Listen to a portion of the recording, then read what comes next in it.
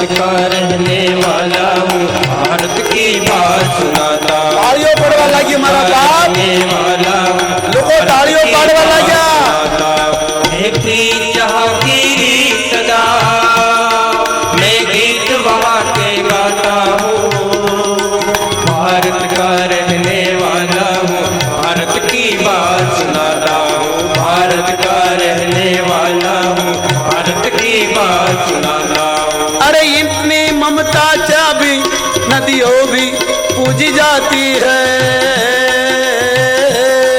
अरे इतनी ममता क्या भी नदियों भी पूजी जाती हैं। अरे हो, अरे नदियों की क्या बात करूं, पत्थर भी पूजे जाते हैं। अरे हो, अरे नदियों की क्या बात करूं, पत्थर भी पूजी जाते हैं। अरे हो, मेरे देश की नदियों को भी माता कह के बुलाते हैं। मेरे देश की नदियों को भी माता कह के बुलाते हैं। अरे हो, जिस देश में मैंने जन्म लिया, जिस देश में मेरा जन्म हुआ, उस देश की बात सुनाता हूँ। भारत का रहने वाला हूँ, भारत की बात सुनाता हूँ। भारत का रहने वाला हूँ, भारत की बात सुनाता हूँ। एक जहाँ की सदा मैं गीत वहाँ के गाता हूँ। भारत का रहने वाला हूँ, भारत की बात सुनाता हूँ। भारत का रहने वाला हूँ, भारत की बोलिए हनुमान जी महाराज की।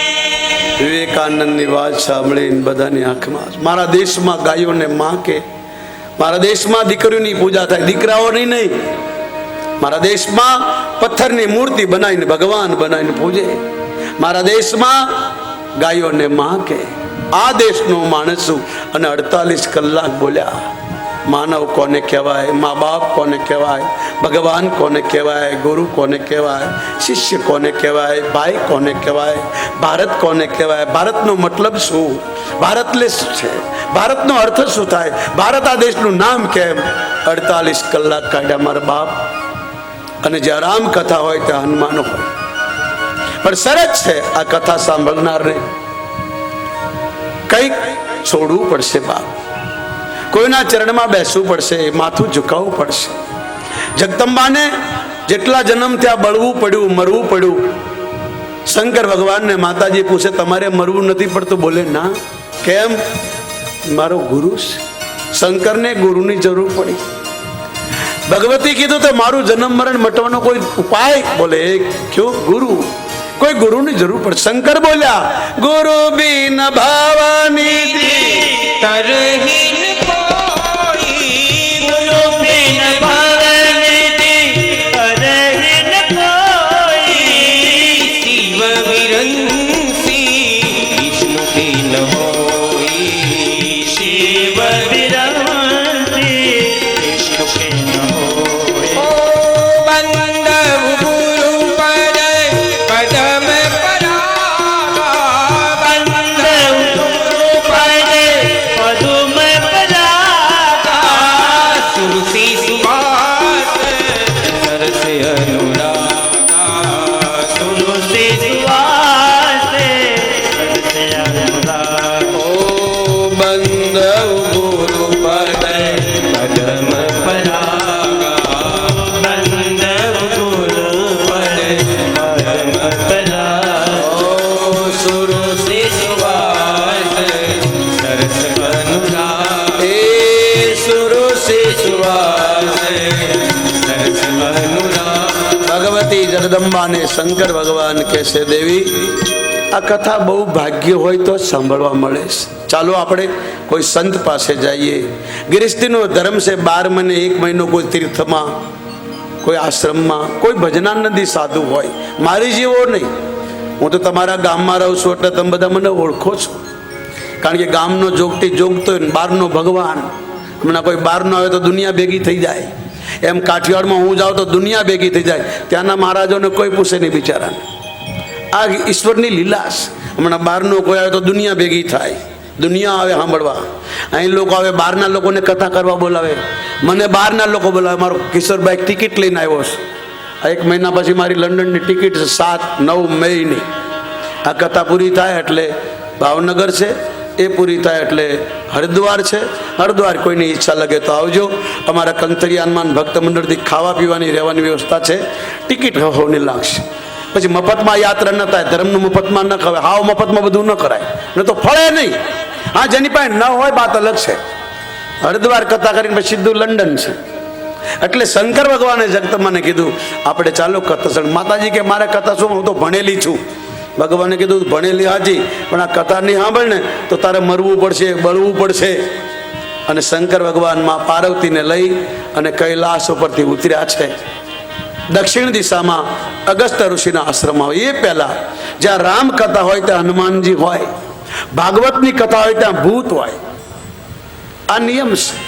એટલા માટે હનુમાનજી હવની પહેલા આવે છે. આપણે હનુમાનજીને પહેલા બોલાવ્યા કે પ્રભુ કથામાં આવો. આવી ગયા છે. હવે તમે બેહો કે ન બેહો, હનુમાનજીને કોઈ મતલબ નહીં. તમે જતા રહ્યો તો એને કોઈ મતલબ. એ બે સાંભળશે જ્યાં સુધી કથા પૂરી નહીં થાય, આરતી નહીં થાય, પ્રસાદ નહીં લે, ત્યાં સુધી ઊભો નહીં થાય હનુમાન. એનો નિયમ છે. એટલે આપણે બોલાવ્યો ને, આઈએ હનુમંત બિરાજી, કથા કહુમતી અનુસાર, પ્રેમ સહિત ગાદી ધરું, પધારો પવન કુમાર. હવે હનુમાનજી બેહી ગયા. આપણે એને કહેશું કથા વિશ્રામત હોત હે, ત્યારે ઊભો થશે. રામ કથા હોય એટલે હનુમાનજી હોવ પહેલા કોઈના કોઈ રૂપમાં પહેલા આવીને બેઠો છે. અહીંયા કોઈનું કોઈ રૂપ લીધું છે. રામાયણમાં લખ્યું છે તુલસીદાસે કે હું ગામમાં જન્મો, નાનપણથી મારા મા બાપ મરી ગયા, ગામે મને મોટો કર્યો, પરણાવ્યો. હું પત્નીની પાછળ એટલો બધો પાગલ થયો. એક દિવસે મારી પત્ની રિસાઈને એના બાપને ઘેર જતી રહી. ચોમાસું હતું, એ ટાઈમે કોઈ સાધન નહીં. હું હાલતો હાલતો ગયો મારા સસરાલમાં. આડી નદી આવી. નદીમાં એક મૂળદું તરતું હતું. મને ખબર નહીં, મને એમ કે નાવ છે. એ મૂળદા પર હું બેહી ગયો, સામા કિનારે ઉતર્યો. મારા સસરાનું ઘર ગામની બહાર મેડી પર હતું. એક અજગર લટકતો હતો. મને થયું કોઈ સાડી છે.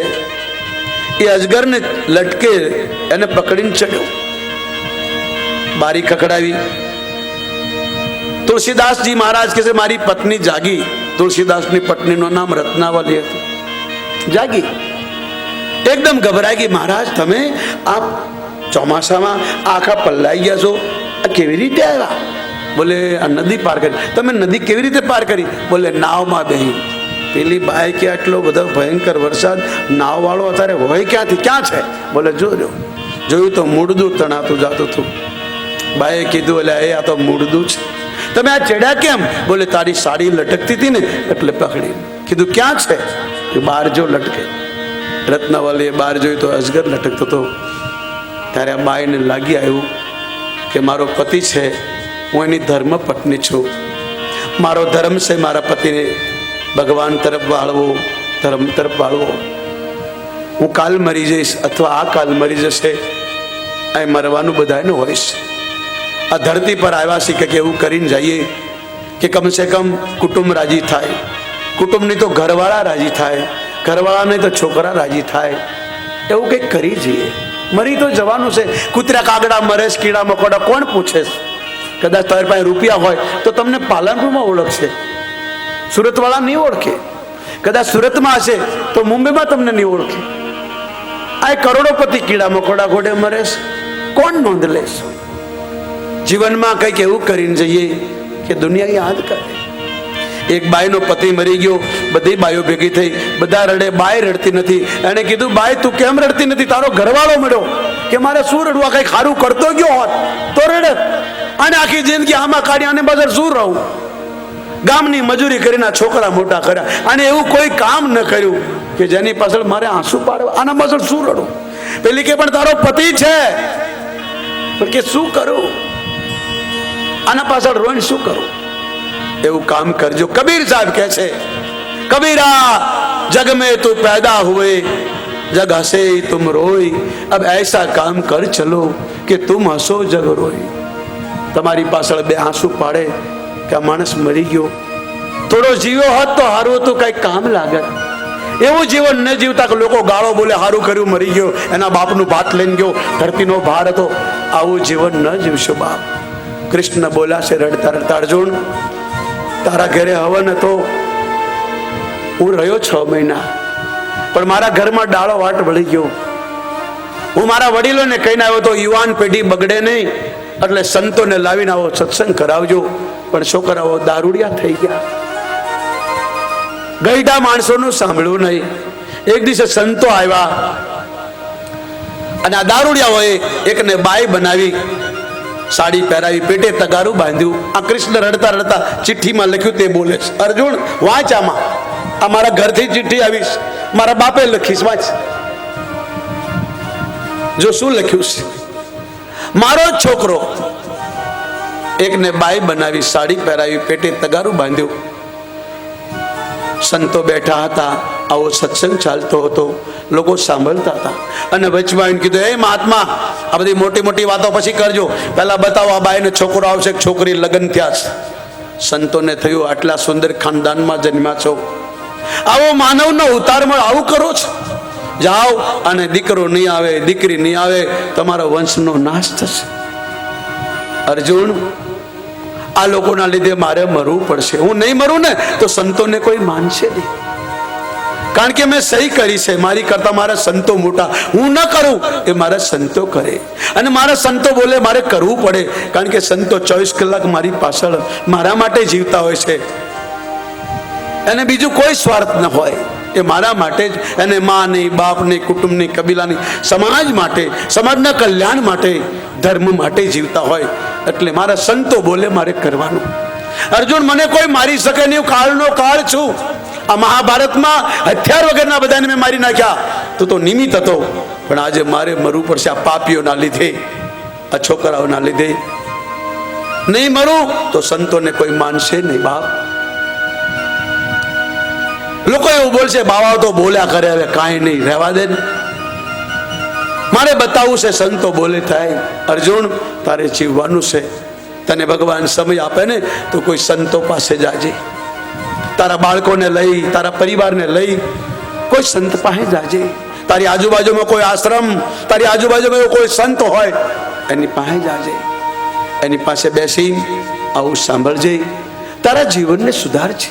અને ભગવાને તને પૈસો આપ્યો હોય તો તારા ગામમાં સંતોને લાવજે. આવી રીતે લોકોને ભેગું કરજે. થોડી તકલીફ પડશે, તને લોકો થોડું હંભળાવશે. સેવા કરવી હોય ને મેણા સાંભળવા પડે, સેવામાં સુખ ન મળે ભાઈ. તમે સેવા કરશો એટલે લોકો કહે છે અમતા સેવા કરે, બાપુ એની વાહ વાહ કરે, અમતા કરે, અને કઈક સવાર છે અમતા કરે, મંદિરમાં જાય ખાવા મળે, આવું લોકો બોલશે. એને બોલવા દેવો. આ દુનિયા રામ માટે સારું નથી બોલી, કૃષ્ણની માટે સારું નથી બોલી, મીરા માટે સારું નથી બોલી, માં સીતા માટે સારું નથી બોલી, માં દ્રૌપદી સારું નથી બોલી. દ્રૌપદી માટે તો તમારા માટે કોણ સારું બોલશે? મારા ગુરુદેવ ડોંગરેજી બાપા કહેતા હતા, જેને ધર્મનું કામ કરવું હોય, આવી સેવા કરવી હોય, દુનિયા શું બોલે છે એ સાંભળશો નહીં. આ દુનિયા બોલે ને સાંભળવા રહીએ ને તો બાપ જીવી શકીએ નહીં.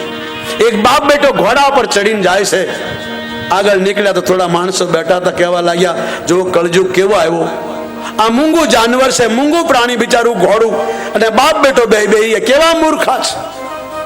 બાપે કીધું દીકરા આ લોકો આવી વાતો કરે, એમ કર તું બેસ, હું ચાલુ, પછી હું થાકું ભર, તું બેસ છે. બાપ આગળ ચાલવા લાગ્યો, બેટો ઘોડા પર આગળ ચાલ્યા. વળી લોકો મળ્યા કે કેવો મૂર્ખો જવાન જો છોકરો ઘોડા પર બેઠો અને બિચારો બાપ ચાલે છે. છોકરો ઉતરી ગયો, પિતાજી આપ બેસો, હું ચાલુ. બાપ બેઠો, આગળ ચાલ્યા. વળી લોકો મળ્યા, વળી બોલવા લાગ્યા કેવો કળજુગ આવી ગયો, જવાન છોકરો પાડા જેવો ચાલે અને બાપ ઘોડા પર બેઠો છે. બે ઉતરી ગયા તો લોકો કહેવા લાગ્યા કેવા મૂર્ખા છે, ઘોડું હોય તો બેઠતા નથી. ઘોડાને મૂકી દીધું, નીચું ચાલીને ચાલવા લાગ્યા તો લોકો કહેવા લાગ્યા હવે નીચું નથી જોતા. ઊંચું ચાલીને ચાલવા લાગ્યા કે નીચું નથી જોતા. આડું ચાલીને ચાલવા લાગ્યા ત્યાં આંખોના ઠેકાણા નથી. ફોડી નાખી તો કે કરેલા પાપને ભોગવે છે. આ દુનિયાને ભોગવું કેમ મારા બાપ?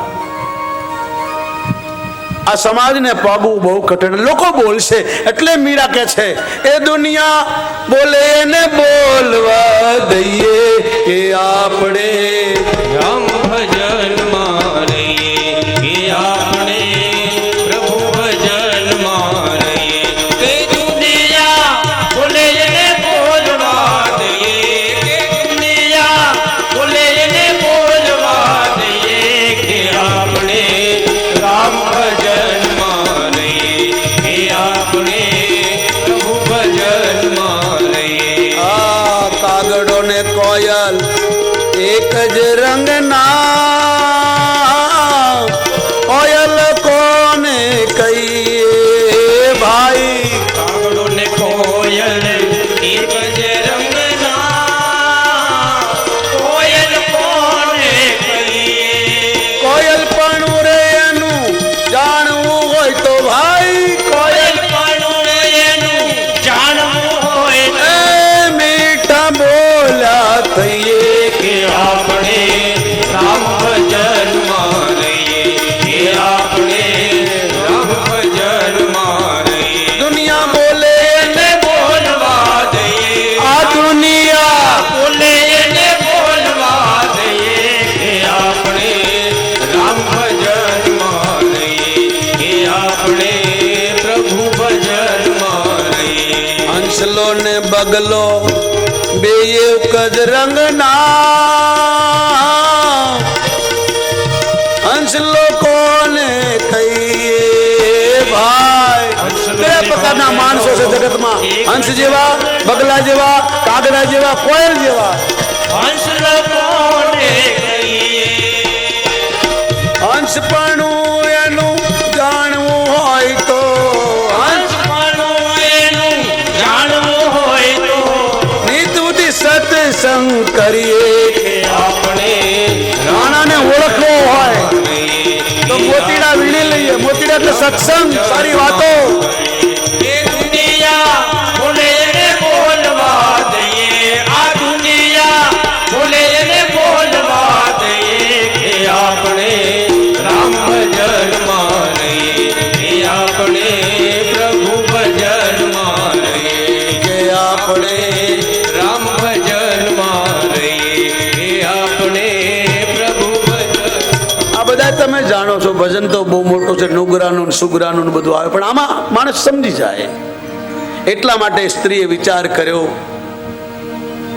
કે આ મારો પતિ છે એને ખબર નથી આ જીવન શું એકદમ કપડા કાઢીને કીધું આ હાડકામાં આ મળમૂત્રના ખાડામાં આ દુર્ગંધવાળા શરીરમાં આટલો પ્રેમ કર્યો આટલો પ્રેમ મારા ભગવાન હાથે કરતા ને તો તમારો ઉદ્ધાર થઈ જતો આનું નામ પત્ની આટલો પ્રેમ ઈશ્વર સાથે કરતા હાડ માજ કી દેહ છે ક્યા કરે પતિ નહીં ઇતના કરતા ને રામ છે તો બન જાતી તમારી નહીં તમારો ઉદ્ધાર થઈ જતો હાડ માસના પૂતળામાં આટલો પ્રેમ કરો શરીર બતાવ્યું અને તુલસીદાસે પગ પકડી લીધા લોકો એમ કહે છે તુલસીદાસની પત્નીએ તુલસીદાસને સુધાર્યો ના ના તો પછી આ બધા સુધરી ન જાય એવું નથી જો પત્નીથી સુધરતો હોય તો બધા તુલસીદાસ થઈ જાત દીવો ત્યાર હતો ખાલી માચીસ મારવાની જરૂર હતી એમ તમારે ને મારા દીવા ત્યાર છે કોઈ ગુરુ રૂપી માચીસ મળી જાય ને મારા બાપ તારી દે આપણને